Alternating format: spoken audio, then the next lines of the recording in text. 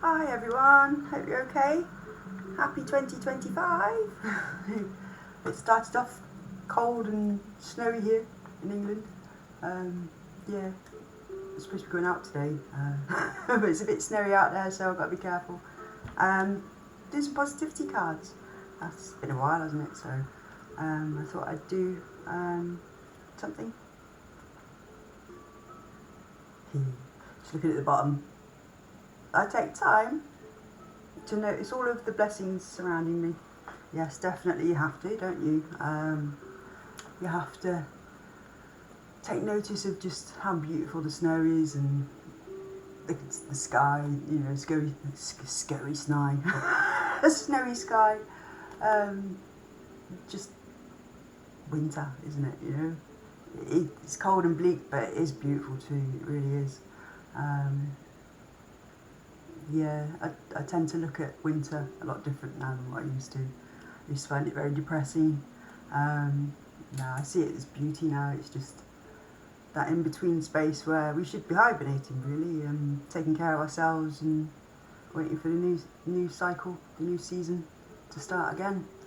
But yeah, we got surrounded by blessings everywhere, aren't we? Blessed to be alive, blessed to be part of this universe, blessed to wake up every day. So right, I'm going to shuffle these and see what the universe would like us to have a bit of positivity with today. Okay, universe, what would you like us to do? Let's got the cards.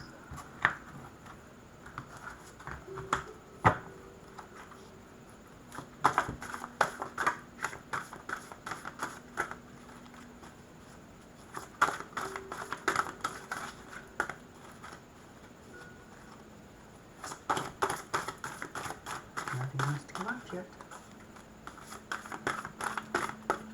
Right. Oh, there's three. Let's take these three. So, breathe in, relaxation.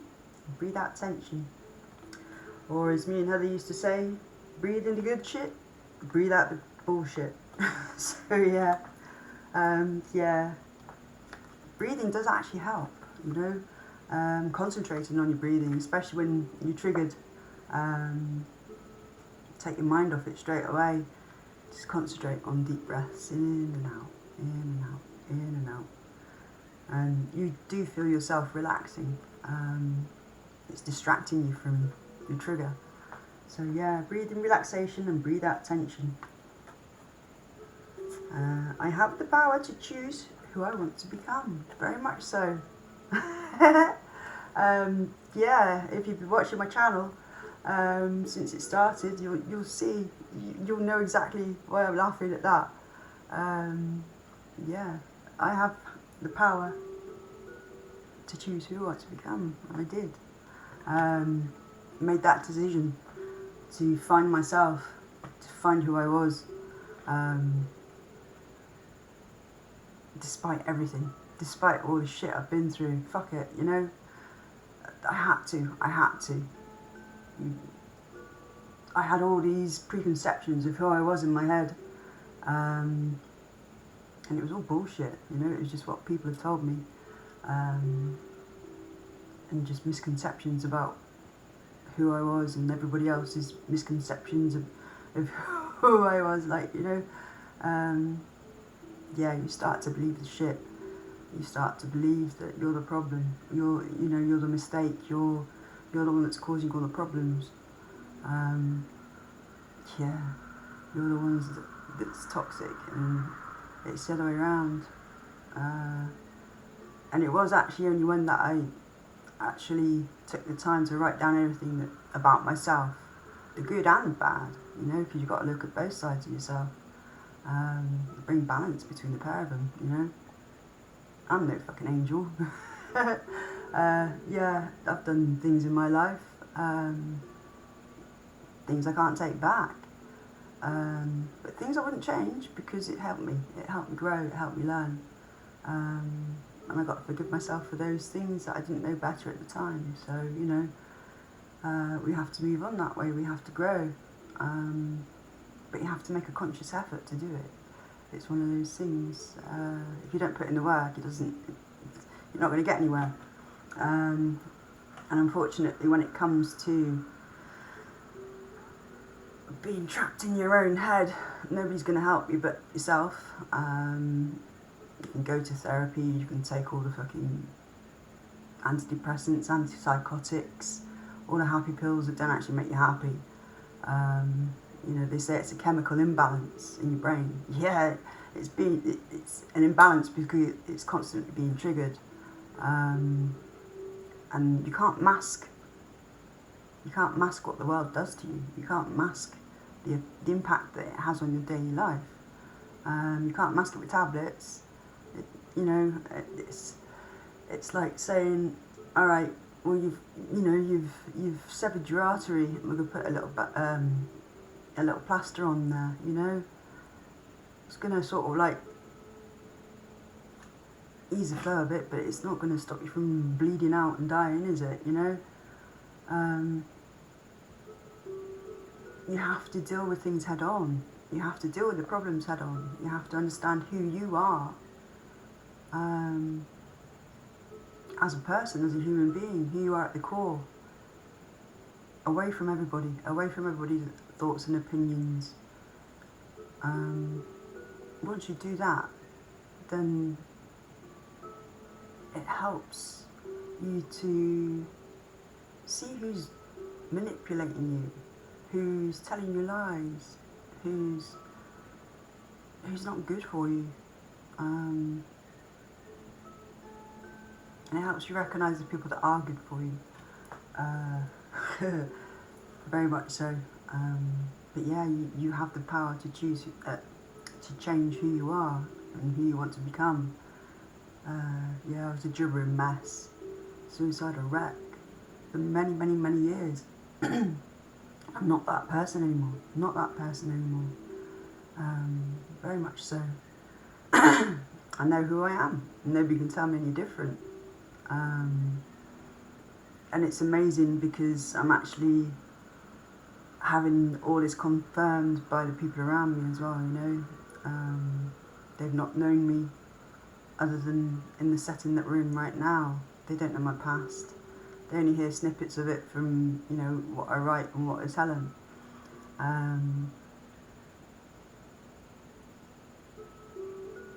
So they haven't got any preconceptions of who I was in the first place. They'd never heard of me, So yeah, to have people recognise me for who I am and accept me for who I am, all my quirks, all my fucking traumatising, nutty shit, all my mad theories and ideas and just me. They like me for me. They love me for me. And until you find out who you are, you're never going to accept love from other people. Even when it's there, you won't be able to see it. Because you won't feel that you deserve it. You won't feel that you're worthy of it. Because you're not used to it, basically. You've got a preconception of what love is and how it should be, and I know you give it out. You know what it feels to give it all out, but to receive it, it's twisted, it's distorted, it's warped. Especially when you've been through what I've been through with all the trauma, not knowing myself. It's hard to understand what love really is, and it's not a trauma bond for that. I know that for sure. It's definitely not a trauma bond. It's not like codependency. It's not toxic. Love helps people grow. I've been witnessing that the past year, since I met Heather, I suppose. Started getting friendly with Heather and going down and seeing her properly. Seeing it on a small level and Heather and my daughter and a few people around me, old friends and that. And then to see it in my daily life every single day, it's overwhelming. I really don't know how to express how it feels. Well, it's good, I know that much. They call it alexithymia, because I've never been in this position before. I can't express in words what it feels like, because I've never felt like this before. So until I figure out what the words are, I can't really express it other than just a big cheesy grin and but yeah, you have the power to choose who you want to become. I've become part of the community again. I've become somebody that's making a difference in the people around me. It's just the feedback that I'm getting from people. People of higher authority and things like that, you know. They're listening to what I've got to say, and they're actually utilising it into their own lives and seeing a difference in themselves and their lives and taking control of themselves instead of being out of control with life. And it really is just amazing to watch other people find themselves. But you have to put the work in, you really do. And you can become who you want to become. And listen to your intuition every day. I listen to mine every single day. I rely on it more than anything now. Yeah, I used to always second guess myself. Always there that I knew what I needed to do, but obviously trauma bonds and everything else triggers and life, emotional manipulation and that. You know, I used to just not go by my intuition and then regret it later on. I knew I should have done that. But no, I trust my intuition 100%. So when anybody comes to me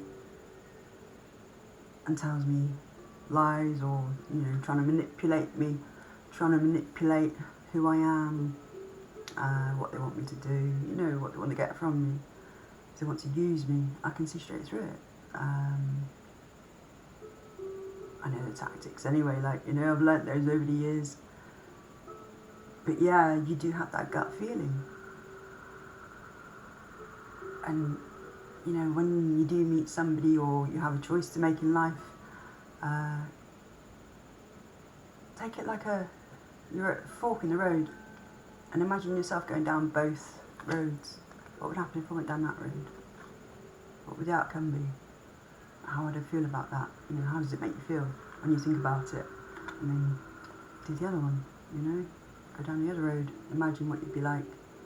And how do you feel with that one? Weigh it up. If one feels bad, don't go down that way, is it?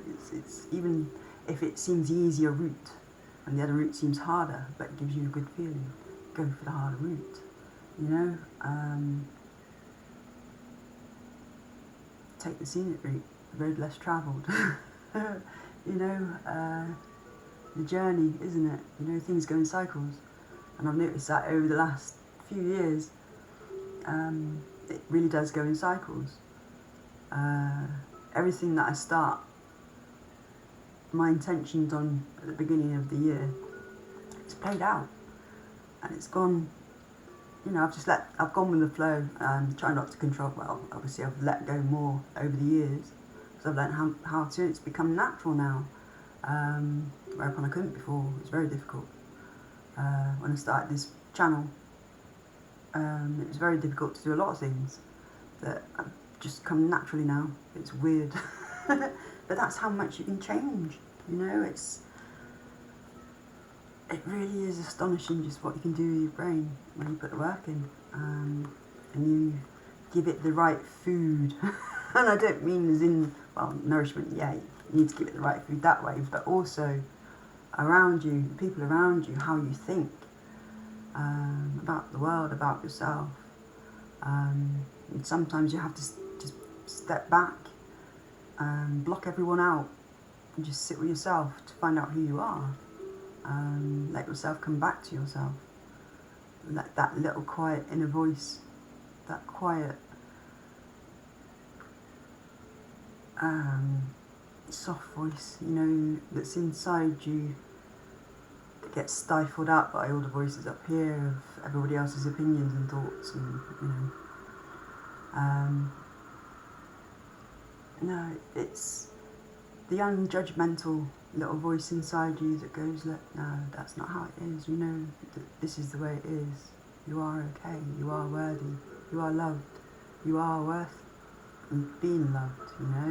You are lovable. That voice deep inside, that's your intuition. That's the one you should be listening to. That's the one of you who you really are deep inside. That's the nurturing voice. Anything that's harsh, anything that's puts you down, self-hate talk, negative talk towards yourself, that's not you, that's not your voice, that's everybody else's voice. It took me a while to distinguish between the two, but yeah, once you get to learn what your true voice is, of your intuition, what you should be doing, the choices you should be making, your life changes. It really does. It really does. Mine's just getting better and better and better, and I can't fault it. Since I've started all this, I really can't fault it. I've had hiccups, yeah, but I've not slipped back. It's been one step forward, one step forward, one step forward, one step forward. It wasn't one step forward, 10 steps back. That's how it used to be. But that's because I wasn't in the right environment, with the right people around me. I had all the wrong people around me. It really does make a difference. So the choice is yours. You have permission to do what you want. Free will. We was all given that. We can all go down the right road, or we can all go down the wrong road. It's up to you. It really is. So if you want to heal, put in the work. If you can't be asked, don't complain about your life. Just sit with your choices. Maybe one day you'll learn. Maybe not. But there we are. And to end it, I've just looked at the bottom. And happiness is a choice I make, which it is.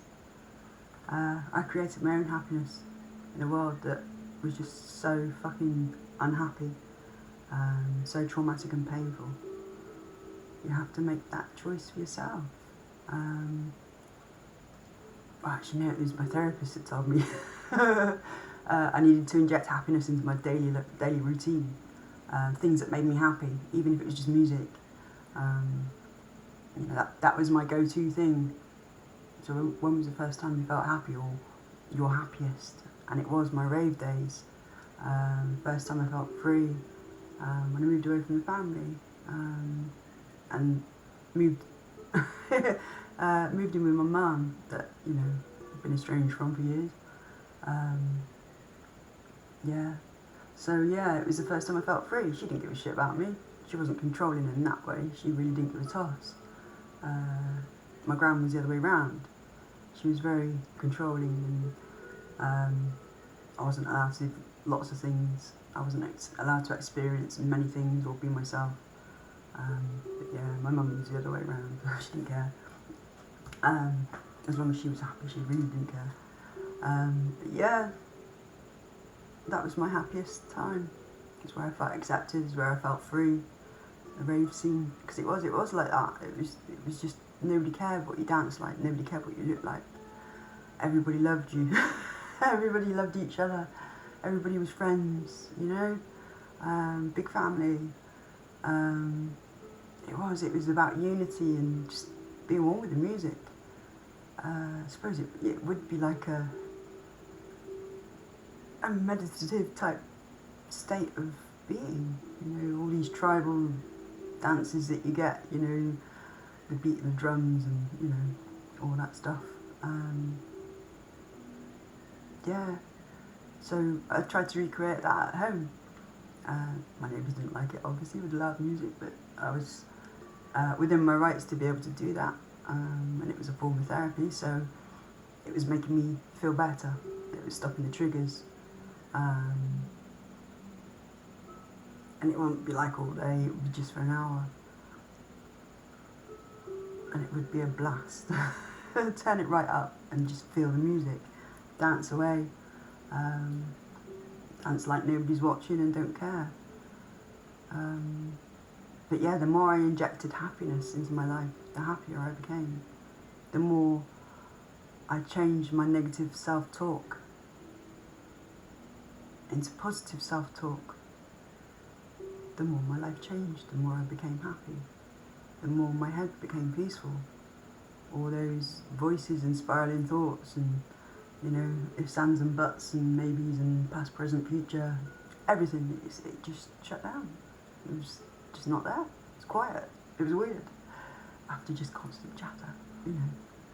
First thing in the morning, as soon as you wake up, your brain's going, until last thing at night when you close your eyes and nod off. Even in that state where your eyes are closed and you're trying to nod off, your brain's still going. You know, weird thoughts at 3 a.m. Yeah. But yeah, I don't get that. I really don't. Not anymore. It's very strange. It's very surreal. You know, I do feel like I'm at that moment of pinch me, I'm going to wake up, you know. It really just seemed that much, so surreal that it's a dream. But I know it's not. And if I can do it, anyone can do it. Anybody can do it. Change their mind, change their brain, change the way they think, make life better. It's up to you. Happiness is a choice I make. So I'm going to leave it there. Wishing you all lots of love and light and healing, and I'll see you again soon. Bye.